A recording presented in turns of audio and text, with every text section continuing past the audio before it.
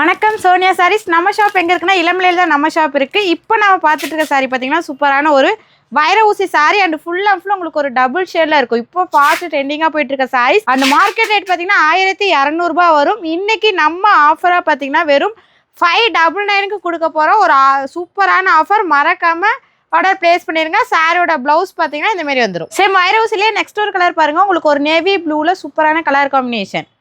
இந்த சாரீ ரொம்ப சூப்பராக சாஃப்டான ஒரு கிளாத் தான்.